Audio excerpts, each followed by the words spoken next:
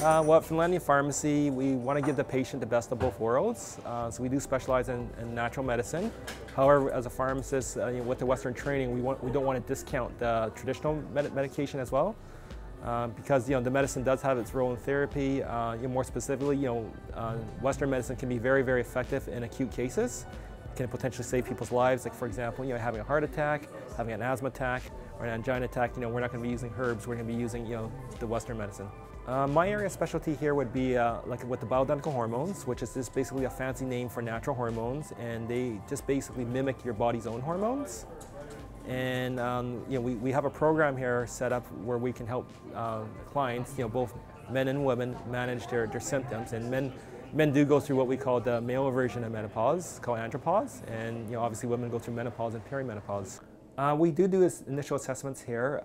We usually have a program here that's geared more towards the client who has a doctor who's open to the hormones, but maybe not quite sure what to write. And what we would do is we would work together with the doctor and the client on finding them the right balance of hormones.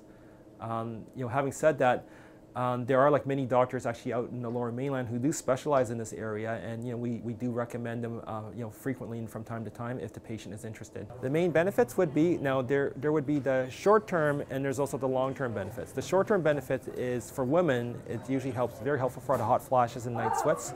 Those are kind of like the two main symptoms that women find most disturbing and concerning when they hit menopause. Some women might be getting hot flashes, say every hour or so, right?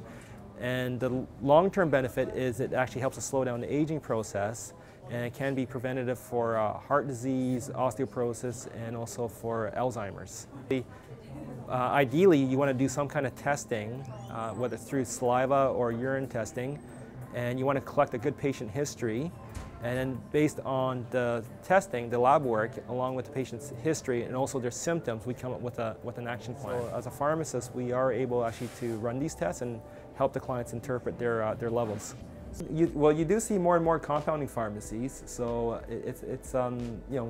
before there were far and few compounding pharmacies, in the Lower Mainland. Now you're starting to see a few more. There's still not a lot of compounding pharmacies, but it's definitely growing.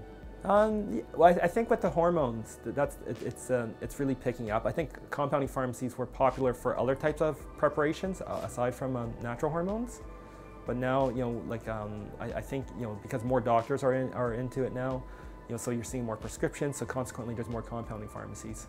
We do see some men. I have to say that we do see a lot more women. I think it's just in general. I think females tend to be a little bit more proactive about their health. Men tend to be a little bit more lackadaisical and maybe not quite as proactive, and also the symptoms tend to hit women much more hard. Once a woman reaches say age 51, which is the average age for menopause, you're getting the hot flashes and night sweats, right? And they're quite disturbing, and they really affect their quality of life. Whereas with men, it's kind of more of the ball's kind of just rolling down the hill at kind of a steady pace, whereas with women, the ball's kind of falling off the edge of the cliff.